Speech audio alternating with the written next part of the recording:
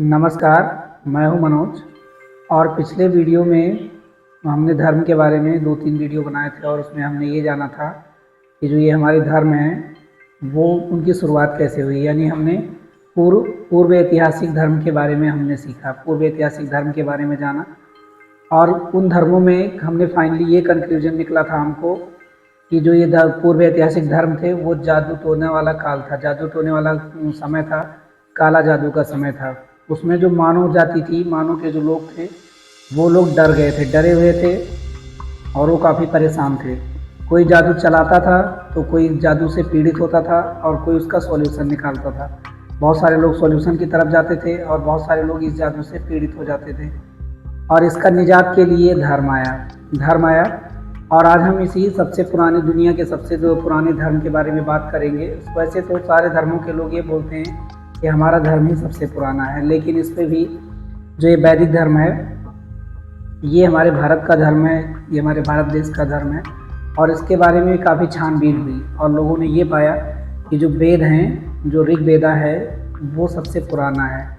उससे पुराना कोई भी रिटर्न वाली किताब आज तक इस दुनिया में नहीं है, इस पृथ्वी पे नहीं है। बहुत सारे लोग ये बोलते हैं कि बहुत सारे धर्मों की बहुत सारी किताबें हैं, लेकिन उनका जो समय है वो डिफाइन नहीं है, वो पता नहीं कर पा रहे हैं लोग ये कब आया, कब कैसे हुआ, कुरान कब आई। और इन सब चीज़ों पे टीका टिप्पणी चलती रहती है। तो जो काला जादू से निजात दिलाने के लिए, और दुनिया में बहुत सारे जगह जो काले जादू थे, जो छुआछूत थी, जो संक्रामकता थी, ये बीमारियां जो है दुनिया के अलग अलग हिस्सों में अलग अलग रूपों में विद्यमान थी।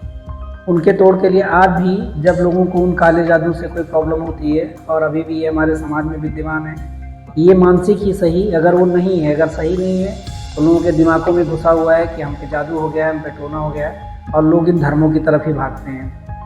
अब वो धर्म इसका निजात दिलाते हैं या नहीं दिलाते हैं ये तो अलग बात है, लेकिन आज हम इस वैदिक धर्म के बारे में समझते हैं कि ये कैसा था, ये क्यों आ गया, और लोगों ने कैसे इसको मानना चालू कर दिया, और लोगों ने क्या, कहाँ पे थे लोग इसके लिए क्या जानना चाहते थे। और ये जो वैदिक धर्म है ये हमारा इतिहास भी है, ये हमारा इतिहास है। और जो बच्चे इतिहास पढ़ते हैं वो किसी भी धर्म के लोग हों, वो NCERT की बुक हो या कोई भी बुक हो, जो धर्मों को पढ़ते हैं वो धर्म को ज़रूर स्टडी करते हैं। वो वेदों को तो नहीं पढ़ते डायरेक्ट, वो वेद की स्टडी नहीं करते, लेकिन वेदों के बारे में ज़रूर पढ़ते हैं। और जो कंपटीशन एग्ज़ाम होता है, इन वेदों से बहुत सारे सवाल पूछे जाते हैं और बच्चे उनका जवाब भी देते हैं। और जो अच्छे पढ़े लिखे लोग हैं वो इनके जवाब को बखूबी जानते हैं और इनका मतलब भी जानते हैं। ऐसा नहीं है कि लोग इससे अनभिज्ञ हैं, लेकिन समाज में कुछ लोग ऐसे भी हैं जो इसके लिए बुराइयां करते फिरते हैं, अपने ही धर्म को अच्छा बताते हैं और इस धर्म को नीचा बताते हैं कि वाला धर्म बहुत नीचे है और हमारा धर्म जो है वो बहुत सर्वोपरि है। वास्तव में हम सारे धर्मों के बारे में बात करेंगे, लेकिन अभी जो टॉपिक है वो वैदिक धर्म के बारे में है। और हम धर्मों की स्टडी कर रहे हैं, धर्मों के बारे में कुछ जानने की कोशिश कर रहे हैं कि या ये अपने आप आ गए थे या इंसानों ने बना दिया था और इनकी ज़रूरत क्यों पड़ी। तो ये जो वैदिक धर्म है ये कैसे डेवलप हुआ, तो ये उसी जादू टोने का तोड़ था जिससे लोग डरे हुए थे, समाज में लोगों के प्रति डर था और लोगों ने इसका सॉल्यूशन निकाल लिया।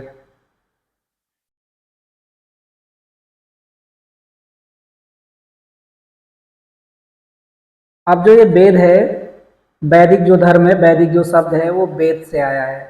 और ये हमारी रिटर्न पुस्तक है, जो लिखी हुई किताब है वो हमारे बीच में आज भी अवेलेबल है। और इससे पहले जो भी चीज़ें ज्ञात थी वो रिटर्न में नहीं मिलती हैं, वो कहीं रिटर्न में नहीं मिलती हैं, और ऐसा मैंने पिछले वीडियो में बताया। तो वेद का मतलब होता है ज्ञान, यानी कि नॉलेज। वेदों का मतलब ही नॉलेज है, इनको पढ़ने के बाद में हमें ज्ञान ही मिलेगा। अब वो ज्ञान कैसा है, और इन वेदों, और बहुत सारे महर्षि हुए हैं, बहुत सारे मुनि हुए हैं जिन्होंने अभी आज के युग के कुछ साल पहले ही बोला है कि वेदों की ओर लौटो। उसका मतलब क्या था कि नेचर के समीप आओ, नेचर की ओर लौटो। अगर हम नेचर की तरफ नहीं लौटे और हमारी दिनचर्या, हमारी लाइफ स्टाइल अगर ऐसी रही तो आने वाले दिनों में काफ़ी प्रॉब्लम होगी, जलवायु परिवर्तन होगा और बहुत सारी समस्याएं आएंगी। तो इसका मतलब ज्ञान होता है। इसका एक और मतलब होता है विचार, यानी कि थिंकिंग, सोचना, और बहुत गहराई से सोचना, बहुत डीपली सोचना इसका मतलब होता है।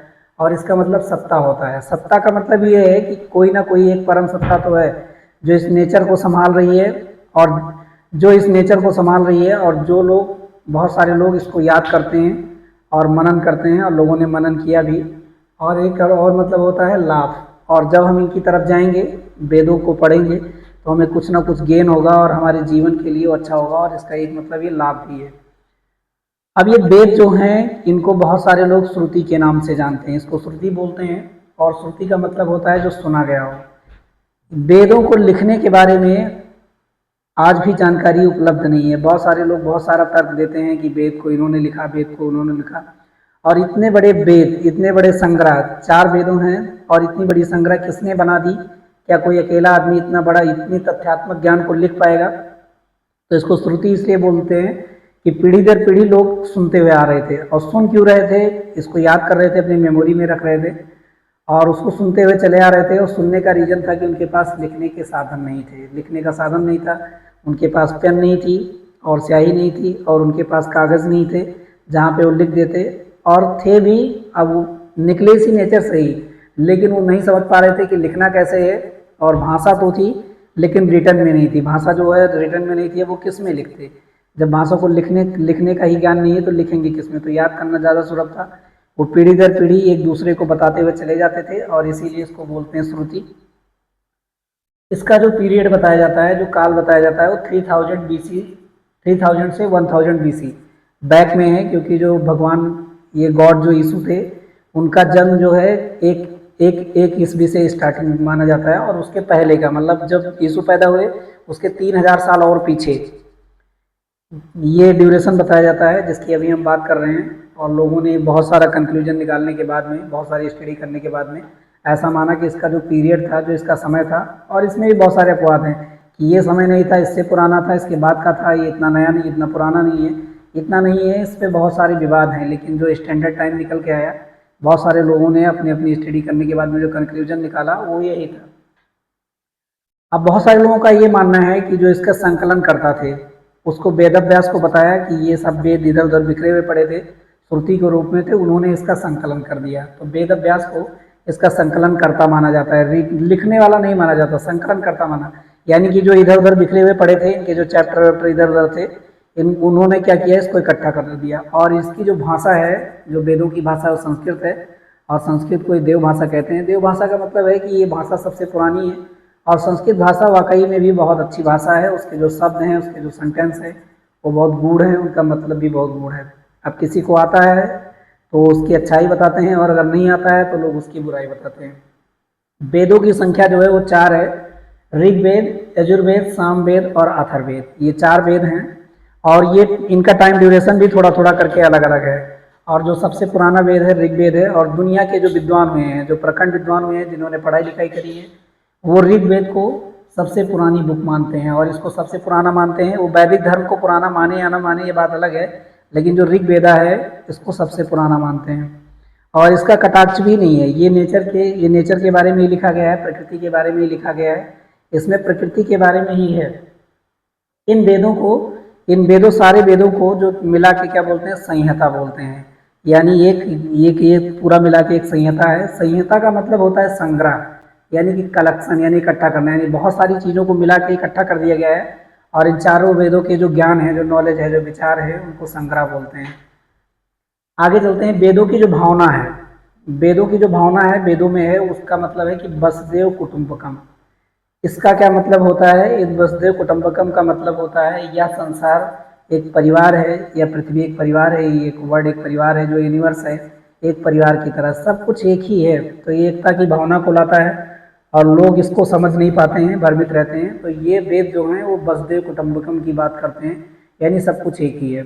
इसका मतलब ये है कि जो सूर्य है वो सबके लिए एक ही है, जो हवा है वो सबके लिए एक ही है, और लोग अलग अलग जातियों में, अलग अलग संप्रदायों में बटे हुए हैं, लेकिन वो वैसे नहीं बटे हैं, वो अपने नीड के हिसाब से बटे हैं, और इन्हीं मानवों ने बांट दिया है। और जिनके हाथ में सत्ताएं आई, वो लोग चीज़ों को डिवाइड करते हुए चले गए, बांटते हुए चले गए। तो ये वेद हमारा वसुदेव कुटुंबकम पे काम करता है।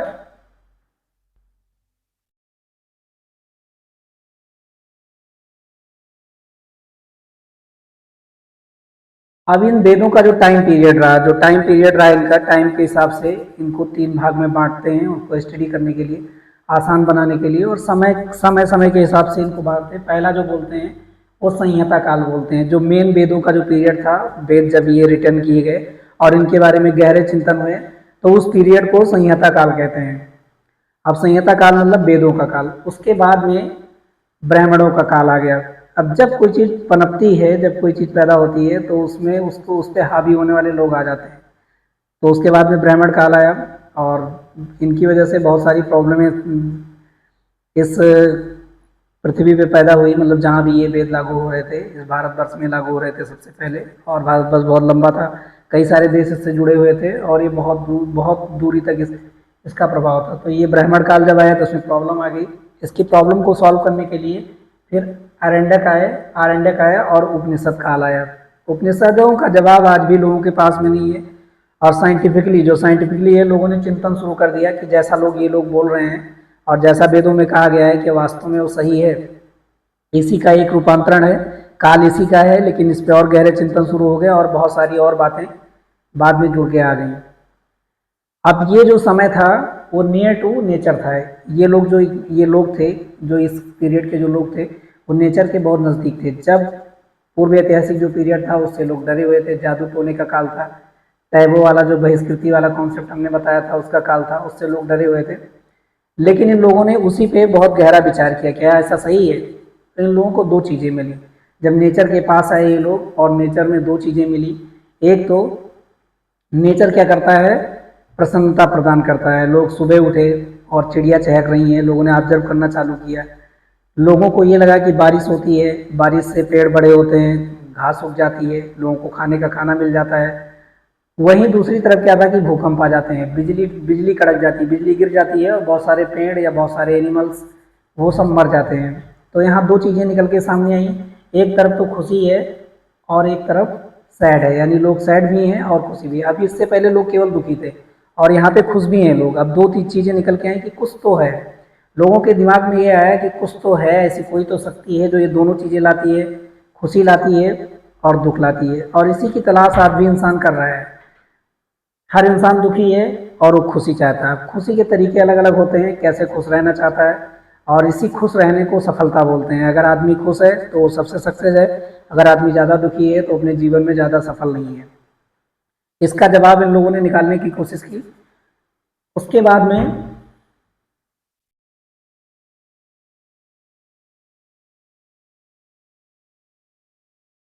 अब जो इसका रिजल्ट क्या निकला, इसका रिजल्ट निकला कि कोई तो ऐसी चीज़ है, कोई तो ऐसी चीज़ है जो इस चीज़ को कंट्रोल करती है। कैसे इतना सारा चीज़ें हो जाएगा? सारी साइक्लिक प्रोसेस है। पानी समंदर से उड़ रहा है, फिर आके बरस जा रहा है, नदियाँ फिर जा रही हैं, समंदर में मिल जा रही हैं। ये सब सारी जो यूनिवर्स की कॉन्सेप्ट है, और ये सब इतना ईजी नहीं है। और इसी पीरियड में इन लोगों ने इन ग्रहों के बारे में, जो 9 ग्रह की बात होती है, इसी पीरियड में इन लोगों ने इनकी खोज कर ली, इनकी तलाश कर ली। अब इनकी मिट्टी तो ये लेके नहीं आए थे, लेकिन यहाँ से अपनी दृष्टि से एक आम इंसान को किसको ये ग्रह दिख रहे हैं, किसी को दिख रहे हैं, लेकिन इन लोगों ने अपनी नॉलेज की वजह से नेचर के इतने करीब आ गए और इतना गहरा चिंतन किया कि इनके नाम तक निकाल लिए। और आज वो नाम को जुटला पाना इस जो विज्ञान है इसके लिए नामुमकिन नहीं है। बहरहाल जो 9 ग्रह हैं उनमें से एक ग्रह को निकाल दिया गया है।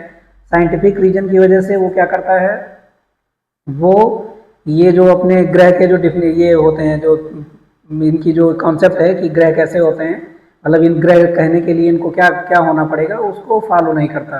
तो एक को बाहर निकाल दिया। बहरहाल बाहर निकालना है निकाला, पिछले लोग जितना समझ पा रहे थे उतना उन्होंने बता दिया था। ये पहली बात। तो इनका रिजल्ट कोई तो ऐसी चीज़ है, और जिन चीज़ों को इन्होंने निकाला कि कोई दिव्य शक्ति है जो ऐसा कर रही है, वो कोई दिव्य शक्ति है। और उसी दिव्य शक्ति को इन वेदों के पीरियड वाले लोगों ने देवता कहा। अब ये देवता कौन है? अब इनकी देवताओं की जो संख्या है इन वेदों में वो 33 कोटि है। कोटि का मतलब करोड़ नहीं होता, बहुत लोग ये बोलते हैं कि कोटि का मतलब 1 करोड़। संस्कृत में कोटि का मतलब प्रकार होता है, और ये वेद संस्कृत भाषा में ही लिखे गए हैं। तो कोटि का मतलब प्रकार होता है, यानी 33 प्रकार के देवता हैं। और इनके स्थान के हिसाब से, मतलब जो इनका स्थान है, ये कहाँ रहते हैं, तो इनको 3 भागों में डिवाइड किया है इन लोगों ने। एक जो इनके साथ रहते हैं आदमियों के साथ में, यानी कि पृथ्वी पे लोग पृथ्वी लोक में रहने वाले देवता, आकाश में रहने वाले देवता और अंतरिक्ष में रहने वाले देवता। इनको 3 पार्ट में डिवाइड कर दिया इन लोगों ने। अब सवाल ये उठता है, जैसे पृथ्वी पे रहने वाले देवता, आग जो है ये पृथ्वी पे है, ये पृथ्वी पे रहने वाला देवता हो गया। के बाद में पृथ्वी खुद एक देवता है, वायु जो है देवता है, जो हमारी सांस है और ये इस एनवायरनमेंट में अवेलेबल है, इनको इन लोगों ने देवता कहा। सोम चंद्रमा को भी इन लोगों ने देवता कहा। सिंधु रिवर जो इनकी इनकी जीवन की आधारशिला थी, जो सिंधु नदियाँ थी, सिंधु घाटी जो सभ्यता थी, उधर ही मानव रहते थे। वहाँ की जो ज़मीन थी वो उनकी प्रोडक्टिविटी अच्छी थी, पानी मिलता था और स्वच्छ पानी मिलता था, हिमालय से निकलने वाली ये नदियाँ थी। इनको भी इन्होंने देवता कहा। जो नदियाँ थी, सिंधु नदियाँ थी।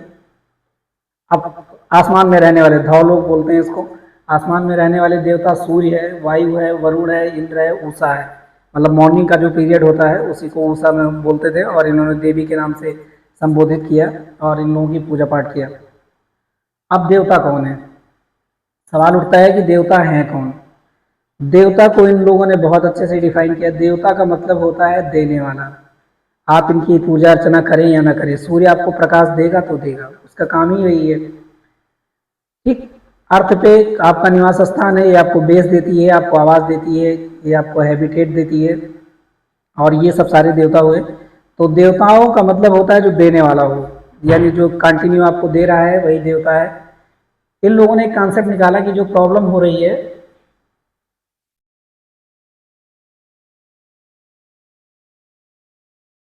जो प्रॉब्लम हो रही है ये क्यों हो रही है, इनको किसी तरीके से मतलब खुश किया जाए इन देवताओं को।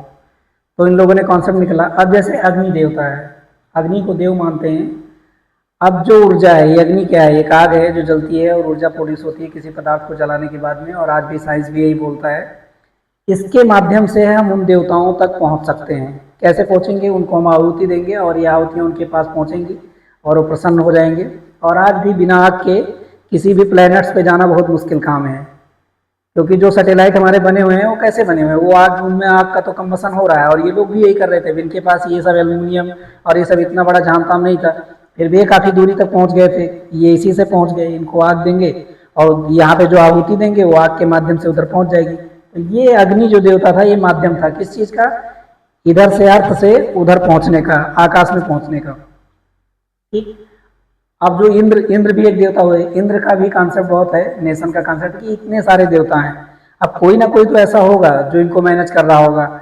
एक राजा होगा, एक उनका किंग होगा। जैसे हमारे परिवारों में एक मुखिया है जो समाज को चला रहा है, जो कबीलाई समाज था पहले। कबीलाई समाजों को कोई ना कोई लेके तो चल रहा है। इधर इधर अगर फूड खत्म हो गया तो इधर लेके चलो। तो इन सबको मैनेज करने वाला कोई ना कोई तो होगा। तो इनके पास में अब ये कॉन्सेप्ट आती है जो वर्षा की। अभी वर्षा के देवता माने जाते हैं इंद्र। और एक वित्रासुर नामक राक्षस है, जब बारिश नहीं होती है तो वो पानी को रोक के रखता है। अब ये बहुत सारे लोग बोलेंगे कि ये सब बकवास वाले लोग थे। अब बहुत विदेशों में भी जो यूनानी सभ्यता है वहाँ पे भी थार और इसकी कॉन्सेप्ट है कि मतलब वो हथौड़े मारेगा तो बारिश होगी, वो उसका हथौड़ा चुरा ले गया। अब हथौड़ा मारेगा नहीं तो बारिश कैसे होगी? तो इसकी भी एक कहानी है, और ये दुनिया के हर मानवों में अवेलेबल थी। पहले के जो लोग थे उतने मतलब उनको ऐसा तो नहीं बोलेंगे कि वो सभ्य नहीं थे। अपने समय के वो सबसे सभ्य इंसान थे। हमको लगता है कि हम ज़्यादा सभ्य हैं और उनको लगता होगा कि हम ज़्यादा सभ्य हैं। अब वरुण जो है वो क्या है? वो मोरलिटी की देवता है, यानी नैतिकता का ये पाठ पढ़ाते हैं। इनकी पूजा करने पे हम अपने जीवन में नैतिक हो पाते हैं। अब इसकी भी बहुत ज़रूरत है। अब आज के दिन में इसकी बहुत गिरावट आ गई है, कमी आ गई है। ये नीचे चलता हुआ चला जाता है मोरलिटी, और लोग अपनी दिनचर्या तो जी रहे हैं लेकिन जो नैतिकता है वो धीरे धीरे करके नीचे। अब ऐसा नहीं कि पहले नैतिकता कम थी, मतलब नैतिकता घटी नहीं थी, नैतिकता घटी थी, लेकिन लोग इसको मानने वाले लोग धीरे धीरे करके नैतिक हुए थे, मोरल हुए थे। और इस वो कैसे मोरल थे? वो मोरल थे इस नेचर के प्रति, जो प्रकृति है इस नेचर के प्रति वो लोग अच्छे से व्यवहार करते थे। मतलब नेचर अच्छा रहेगा तभी हम लोग अच्छा रहेंगे। और आपके आज की भी यही कॉन्सेप्ट है, अगर नेचर बिगड़ा तो सारा आपका गाड़ी घोड़ा ये सब चला जाएगा, कुछ नहीं बचेगा। और आज भी इतने भयंकर भयंकर जो बाढ़ें आती हैं, जो प्रकोप होता है, वो इसी नेचर की वजह से होता है। ठीक। इनका माध्यम था यज्ञ का। ये लोग क्या करते थे? इनकी जो देवताओं को खुश करने की जो विधि थी वो यज्ञ थी, और यज्ञ में लीन रहते थे। और इन वेदों में क्या है? देवताओं की स्तुतियाँ लिखी गई हैं। जहाँ पे जिस देवता की स्तुति लिखी गई है उसको बड़ा बताया गया है। तो अभी किसी को अगर बुलाना हो, आज के समय में किसी इंसान को खुश करना हो, तो उसकी अगर बड़ाई नहीं करेंगे, जिसको एक भाषा में लोग बोलते हैं कि मतलब बटरिंग कर रहे हैं, तो उसकी अगर बड़ाई नहीं करेंगे तो कैसे खुश होगा? तो उसकी बड़ाई करेंगे। और इनसे में कुछ चीज़ें जो इनके पास में जो भी चीज़ें हैं और नेचर की चीज़ें होती हैं, लकड़ियाँ हैं, इनमें बहुत सारे पदार्थ हैं जो काफ़ी कीमती हैं, जो मानव जीवन के लिए बहुत उपयोगी हैं, उनको इसमें डालते थे। उसके माध्यम से उसको देवताओं को देंगे। अब देवता आएंगे, ऐसा नहीं कि देवता नहीं आएंगे। और आज लोगों को जब दिखाई नहीं देते हैं तो फिर वो लोग आश्चर्यचकित होते हैं। तो देखने के लिए ये जो इंद्रियां हैं हमारी वो सफिशिएंट नहीं है, ऐसा बता दिया गया है। और बहुत सारे धर्मों में कॉन्सेप्ट है, जब तक छठवीं इंद्री नहीं खुलेगी, जिसको दिव्य चक्षु बोलते हैं, तब तक वो सब कोई दिखाई देने वाला नहीं है। तो पहले उसको खोलने की कोशिश करिए, और वो खुलता है तपस्या से। वो खुलेगा तपस्या से, एकमात्र सॉल्यूशन है उसका तपस्या। जब तक आप तपस्या नहीं करेंगे तब तक वो खुलेगी नहीं। तब जब वो खुलेगी तब ये लोग जो आप देखना चाहते हैं तभी वो दिखाई देगा।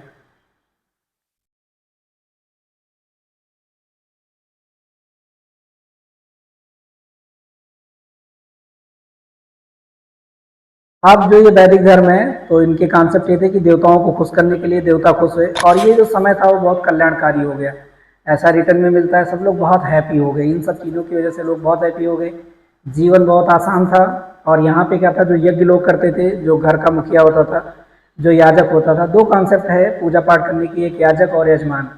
याजक का मतलब है जो याचना कर रहा है ईश्वर को बुलाने के लिए और उसको जानकारी है, और एक यजमान है जो उसको श्रुति कर रहा है। और यजमान की कॉन्सेप्ट यहाँ पे नहीं आई थी, वो खुद याजक था, अपने परिवार के लिए कल्पनाएं करता था, यज्ञ करता था। और ये जो स्त्रियों की दशा भी, इतिहास में हम जो लोग पढ़ते हैं, स्त्रियों की दशा भी यहाँ बहुत अच्छी थी, और लोग बहुत हैप्पी हो गए थे इस काल में, जो संहिता काल था, इस काल में लोग बहुत खुश हो गए थे। अब ये क्या मांगते थे, ये जब ये पूजा पाठ करते थे, कुछ नहीं, बिल्कुल हैप्पी हैं, एकदम से हैप्पी हैं। और इनका अपाम सोम अमृता अमृता भूम, इसका मतलब क्या है कि आप मुझे सोम दीजिए, मैं जो पूजा पाठ कर रहा हूँ कुछ नहीं चाहिए हमको, केवल सोम दे दीजिए और हम लोग पी लेंगे, और पीने के बाद में हम लोग क्या है, खुश हो जाएंगे, हैप्पी हो जाएंगे। और एक कॉन्सेप्ट और थी कि यहाँ पे तो हमको खुश रखेंगे, जो अर्थ जब तक हम पृथ्वी पे हैं, जो मृत्यु लोक है, यहाँ पे रहेंगे, और इसके बाद में भी जब हम स्वर्ग में जाएंगे। तो बहुत सारे धर्मों में जो हेवन है, जो स्वर्ग है, उसका कॉन्सेप्ट है। मुस्लिम धर्म में भी है, क्रिश्चियन धर्म में भी है, हिंदू धर्म में भी है, और जो बौद्ध धर्म है उसमें भी आत्मा का कॉन्सेप्ट नहीं है, लेकिन पुनर्जन्म का कॉन्सेप्ट है उसमें। अब आत्मा का कॉन्सेप्ट मानिए, कभी समझेंगे इसको, बौद्ध धर्म को भी समझेंगे। तो इसका मतलब है आप मुझे सोम दीजिए और उसको पी के हम लोग ये हो जाएंगे और आपके पास आएंगे, और ये जो साइकिल है, जो जन्म मरण की जो साइकिल है, उससे हमें मुक्ति मिल जाएगी। और इनकी यही कामना थी, कुछ गलत नहीं है, अच्छा है। और आज भी लोग मोक्ष चाहते हैं और इस साइकिल से मुक्ति चाहते हैं। ठीक। अब उसके बाद में धीरे धीरे करते जो प्रकृति की पूजा होने लगी, और 33 कोटि के देवी देवता थे, तो इन लोगों के दिमाग में एक ख्याल आने लगा कि कोई ना कोई तो ऐसी शक्ति होगी जो इस चीज़ को कंट्रोल कर रही है। भले देव अलग हैं, पृथ्वी अलग है, वर्षा अलग है, तो इनको कोई ना कोई तो कम्बिनेशन बनाता होगा। और आज भी जो हमारी टीम की कॉन्सेप्ट है, बड़े बड़े जो ऑर्गेनाइजेशन चल रहे हैं, उनके जो कम्बिनेशन बनाने वाले लोग आज भी तो हैं, सही तो सोच रहे थे, कोई ना कोई तो ऐसा होगा जो इतनी सारी चीज़ों का इतना अच्छा कम्बिनेशन बना देता है, और इन सबको कंट्रोल करने वाला, क्योंकि हर किसी को कंट्रोल करने वाला कोई ना कोई तो है। तो इन्होंने ये पहले, अब ये जब ये प्रकृति की पूजा होने लगी और कई सारे देवी देवता इसमें डेवलप हो गए, तो इसको बोलते हैं बहुदेववाद, मतलब बहुत सारे देवताओं की उत्पत्ति हो गई और अलग अलग पूजा पाठ का ये कॉन्सेप्ट बन गया। लेकिन बाद में ये जो ऋषि मुनि थे, जो इसको मानने वाले लोग थे, अभी किसी विशेष संप्रदाय पे नहीं थे, ये पढ़े लिखे लोग थे और ये पूजा पाठ करते थे, इनके पास ज्ञान था, बुद्धि विवेक था, और ये अपना अपना ज्ञान जो है अच्छी चीज़ों में लगाते थे।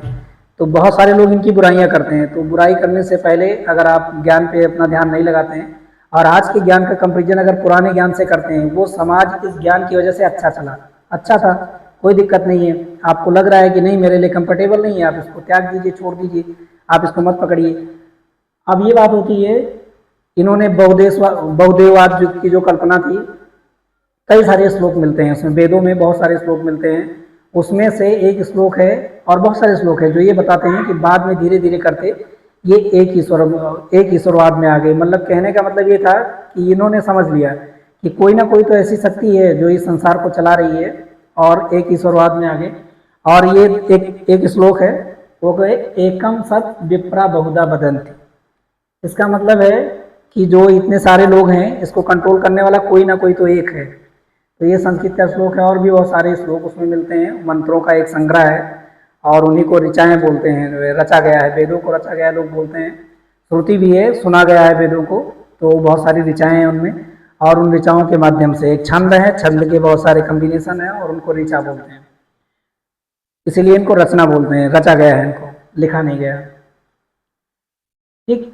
अब एक सबसे बड़ा एक मंत्र है जो वेदों में मिलता है, जिसका आज भी बहुत इंपॉर्टेंस है, और बहुत सारे डिजीज। अभी ये मंत्र कोरोना काल में या हार्ट जैसी बीमारियों के लिए जो हमारा आयुर्वेदा सिस्टम है, मेडिसिन पद्धति है, वो भी बहुत कारगर है। जब हमारा आयुर्वेदिक सिस्टम फेल हो जाता है तो वहाँ पे खड़ा हो जाता है, बहुत सारे लोगों का ट्रीटमेंट कर रहा है और लोग फ़ायदा भी हो रहा है, लोगों को फ़ायदा भी पहुँच रहा है। बशर्ते बात ये है कि हमारे भारत में जो आयुर्वेदा सिस्टम है ये हमारे देश का ही सिस्टम है और इन लोगों ने डेवलप किया था, हमारे ऋषि मुनियों ने, जो हमारे पुराने डॉक्टर थे। ये भी बहुत अच्छा है। और दैनिक जीवन के लिए भी एक मंत्र है, गायत्री मंत्र, इसको महामंत्र कहते हैं और इसका जिक्र करना भी बहुत जरूरी है। तो ये क्या करता है, ये अब साइंटिस्टों ने इस पर थोड़ा सा रिसर्च किया और लोगों ने पाया कि जब इस मंत्र का उच्चारण करते हैं, ओम भूर्भुवः स्वः तत्सवितुर्वरेण्यं भर्गो देवस्य धीमहि धियो यो न प्रचोदयात्। लोग बड़ा लय में गाते हैं, उतना लय में गाना हमको आता नहीं है। जब इसका उच्चारण लोग करते हैं तो दिमाग में, माइंड में एक कंपन उत्पन्न होती है, एक वाइब्रेशन होता है। उससे क्या होता है, दिमाग में क्या होती है, वृद्धि होती है, मतलब बुद्धि बढ़ती है, दिमाग इंक्रीज होता है। तो ये हमारे सेहत के लिए फ़ायदेमंद है। और बहुत सारे लोग बोलेंगे हमारे धर्म का नहीं है। जो ज्ञान की चीज़ें हैं, जो अच्छी चीज़ें हैं, किसी धर्मों से ताल्लुक़ नहीं रखती। अगर आपको कोई फ़ायदा मिल रहा है किसी चीज़ से तो उसको गेन करना बहुत ज़रूरी है। इसका मतलब है, हे सूर्य, आपके समान तेजस्वी, दुख नाशक, सुखदाता, श्रेष्ठ, पाप नाशक, देव स्वरूप परमात्मा, हम आपका ध्यान करते हैं, आप हमारी बुद्धि को सन्मार्ग की ओर प्रेरित करें। इस गायत्री मंत्र का ये मंत्र है। अब इस मंत्र में क्या बुराई है, कोई अगर अपनी अच्छाई के लिए आगे बढ़ना चाहता है और किसी ईश्वर को ध्यान देना चाहता है, और साइंटिफिकली ये प्रूव है, जो मंत्र है, अब ये हिंदी अनुवाद बोलने से कुछ नहीं होगा, जो मंत्र है वो मंत्र बोलने के बाद में माइंड में एक वाइब्रेशन होता है। तो ये जो समय हम समझ रहे थे, ये हम समझ रहे थे वेदों का समय, और इसको, वेद के समय को हमने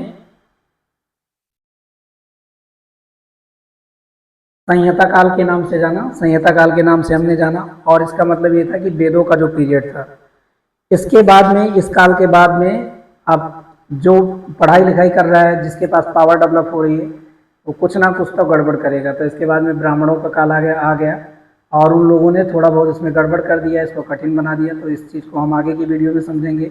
अभी तक के लिए इतना ही। आगे हम ऐसे ही इन धर्मों के बारे में जानने की कोशिश करेंगे। तब तक के लिए जय हिंद।